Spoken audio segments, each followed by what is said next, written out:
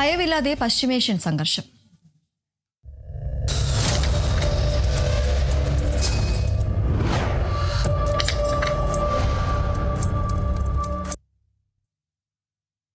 പശ്ചിമേഷ്യയിലെ യുദ്ധം ഒരു മാസം പിന്നിടുമ്പോൾ വ്യവസായ മേഖലകളിൽ ആക്രമണം ശക്തമാക്കി ഇസ്രായേലും ഇറാനും. ഇറാന്റെ ഏറ്റവും വലിയ 2 ഇരുമ്പുരുക്ക വ്യവസായശാലകൾ ഇസ്രായേൽ ബോംബിട്ടതിന് മറുപടിയായി ഗൾഫ് രാജ്യങ്ങളിലെ അലൂമിനിയം പ്ലാന്റുകൾ ഇറാൻ ആക്രമിച്ചു. കുവൈറ്റിൽ ഇറാൻ ആക്രമണത്തിൽ ഒരു ഇന്ത്യക്കാരൻ കൊല്ലപ്പെട്ടു. അതേസമയം ഇറാനിൽ കരയുദ്ധത്തിനുള്ള നീക്കം ശക്തമാക്കിയിരിക്കുകയാണ് അമേരിക്ക. വിവരങ്ങളുമായി രാജേഷ് ശ്രീനിവാസൻ ചേരുന്നു. രാജേഷ്, ഈയൊരു പശ്ചിമേഷ്യയിൽ യുദ്ധത്തിന് ഒരു അയവില്ലാതെ തന്നെ സംഘർഷം തുടർന്നുകൊണ്ടിരിക്കുന്ന ഒരു സാഹചര്യമാണുള്ളത്. അതുപോലെ ഒപ്പം തന്നെ ഈ ഒരു കരയുദ്ധത്തിനുള്ള നീക്കമാണ് അമേരിക്ക ഇപ്പോൾ ശക്തമാക്കിയിരിക്കുന്നത്. കൂടുതൽ വിവരങ്ങൾ എന്തൊക്കെയാണ്? ദീപ്തി, യുദ്ധം ഒരു മാസം പിന്നിടുമ്പോൾ വ്യവസായ മേഖലയിലേക്ക് പരസ്പരം ആക്രമണം അയച്ചുവിടുകയാണ് ഇസ്രായേലായാലും ഇറാനായാലും. കഴിഞ്ഞ ദിവസമായിരുന്നു ഇറാന്റെ ഏറ്റവും വലിയ 2 ഇരുമ്പുരുക്ക് വ്യവസായശാലകളിലേക്ക് ഇറാന്റെ ആക്രമണം ഉണ്ടായത്. അതിന് മറുപടി എന്നോളമാണ് ഗൾഫ് രാജ്യങ്ങളിലെ പ്രധാനപ്പെട്ട വ്യവസായ കേന്ദ്രങ്ങളിലേക്ക് ഇറാൻ മിസൈൽ ആക്രമണം നടത്തുന്നത്. ഈ കുവൈത്തിലേക്ക് നടന്ന അല്ലെങ്കിൽ കുവൈത്തിലെ ജല ശുദ്ധീകരണ പവർ സ്റ്റേഷനിലേക്ക് നടന്ന ആക്രമണത്തിൽ ഇപ്പോൾ ഒരു ഇന്ത്യക്കാരൻ കൊല്ലപ്പെട്ടു എന്ന വിവരം നിലവിൽ ഇപ്പോൾ പുറത്തു വരുന്നു.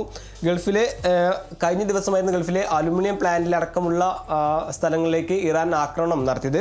ഈ പിന്നാലെയാണ് കുവൈത്തിലെ പ്രധാനപ്പെട്ട വൈദ്യുതി ഉപ്പുള്ള നിർവീര്യീകരണ പ്ലാന്റിലേക്ക് ഇറാന്റെ ആക്രമണം ഉണ്ടായത്. ഈ ആക്രമണത്തിലാണ് ഒരാൾ കൊല്ലപ്പെട്ടതായിട്ടുള്ള ഒരു വിവരം നമുക്ക് ലഭിക്കുന്നത്. ഇറാന്റെ ആക്രമണത്തിൽ കുവൈറ്റിലെ വൈദ്യുതി മന്ത്രാലയമാണ് ഇക്കാര്യം സ്ഥിരീകരിച്ചിട്ടുള്ളത്.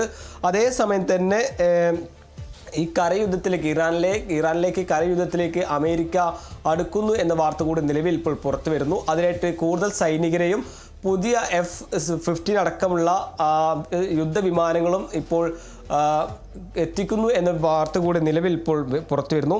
സ്പെഷ്യൽ ഓപ്പറേഷൻ ഫോഴ്സുകൾ ഉപയോഗിച്ച് മിന്നൽ ആക്രമണം നടത്താനായിരിക്കും അമേരിക്ക അല്ലെങ്കിൽ നീക്കം ചെയ്യുന്നത് എന്നാണ് പ്രധാനപ്പെട്ട അന്താരാഷ്ട്ര മാധ്യമങ്ങളെല്ലാം റിപ്പോർട്ട് ചെയ്യുന്നത്. 3500ഓളം പ്രത്യേക സൈനികരെയും F-35 F-15 അടക്കമുള്ള യുദ്ധവിമാനങ്ങളും ഇതിനായി അമേരിക്ക ഉപയോഗിക്കുന്നുണ്ട് എന്ന വിവരം കൂടി നമുക്ക് ലഭിക്കുന്നു. അതേസമയം തന്നെ അമേരിക്ക ഒരു കരയുദ്ധത്തിലേക്ക് കടക്കുകയാണെങ്കിൽ അതിന് ശക്തമായി ഒരു മുന്നറിയിപ്പ് അല്ലെങ്കിൽ മറുപടി തന്നെ ഇറാൻ നൽകുമെന്നായിരുന്നു ഇറാന്റെ സൈനിക വക്താവ് നൽകിയ മുന്നറിയിപ്പ്. കരയുദ്ധത്തിന് ശ്രമിച്ചാൽ പേർഷ്യൻ ഉൾക്കടലിലെ സ്രാവുകൾക്ക് അമേരിക്കൻ സൈനികരെ ഭക്ഷിക്കാനാകുമെന്നതായിരുന്നു ഇറാന്റെ സൈനികൻ അമേരിക്ക നൽകിയ മുന്നറിയിപ്പ്. പ്രധാനപ്പെട്ട സൈനിക കേന്ദ്രങ്ങളെ ലക്ഷ്യം വെക്കുക അല്ലെങ്കിൽ സൈനിക താവളങ്ങളിലായിരിക്കും അമേരിക്ക ആക്രമണം നടത്തുക അല്ലെങ്കിൽ കരയാക്രമണം നടത്തുക എന്നതാണ് നിലവിൽ ലഭിക്കുന്ന വിവരം. അതേസമയം തന്നെ ഈ അല്പം മുൻപാണ് പ്രധാനപ്പെട്ട 15 ഇന കരാറിൽ ഇറാൻ ചില കരാറുകൾ അംഗീകരിച്ചു എന്ന ട്രംപിന്റെ പ്രതികരണം വരുന്നത്. ഇറാനുമായി ഉടനൊരു ധാരണ ഉണ്ടാകും എന്നൊരു പ്രതികരണം കൂടി ട്രംപിന്റെ ഭാഗത്തു നിന്ന് അല്പസമയം മുമ്പ് ലഭിച്ചിരുന്നു. എന്തായാലും ആക്രമണം കടുക്കുമ്പോൾ പ്രധാനപ്പെട്ട വ്യവസായ മേഖലയിലേക്കാണ് ഇപ്പോൾ ഇസ്രായേലും അമേരിക്കയും സംയുക്തമായി ആക്രമണം നടത്തുന്നത്. അതേസമയം തന്നെ ഇറാൻ ഇതിന് തിരിച്ചടി എന്നോളം ഗൾഫ് രാജ്യങ്ങളിലെ വ്യവസായ മേഖലയിലേക്ക് ആക്രമണം തുടരുന്ന ഒരു സാഹചര്യം ഉണ്ടായിരുന്നു. കഴിഞ്ഞ ദിവസമായിരുന്നു ഇസ്രായേലിലെ പ്രധാനപ്പെട്ട 2 ഇരുമ്പുരുക്ക് വ്യവസായ കേന്ദ്രങ്ങളിലേക്ക് ഇസ്രായേൽ ആക്രമണം നടത്തിയത്. ഇതിന് മറുപടി എന്നോളമാണ് കുവൈത്തിലേക്കും UAE അടക്കമുള്ള ഇടങ്ങളിലേക്ക് ഇറാൻ ആക്രമണം നടത്തിയത്. കുവൈത്തിലെ ഡീസലേഷൻ അല്ലെങ്കിൽ ജല നിർജ്ജീകരണ പ്ലാന്റിലേക്കാണ് ഇപ്പോൾ ആക്രമണം നടത്തിയത്.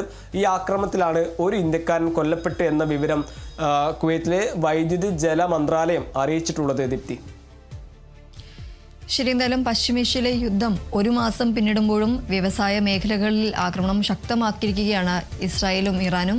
ഇറാന്റെ ഏറ്റവും വലിയ 2 ഇരുമ്പുരുക്ക വ്യവസായശാലകളിൽ ഇസ്രായേൽ ബോംബിട്ടതിന് മറുപടിയായി ഗൾഫ് രാജ്യങ്ങളിലെ അലൂമിനിയം പ്ലാന്റുകൾ ഇറാൻ ആക്രമിച്ചിട്ടുണ്ട്.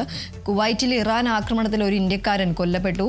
ഇറാനിൽ കരയുദ്ധത്തിനുള്ള നീക്കം ശക്തമാക്കിയിരിക്കുകയാണ് അമേരിക്ക. രാജേഷ് ശ്രീനിവാസനാണ് വിവരങ്ങൾ നൽകിയത്.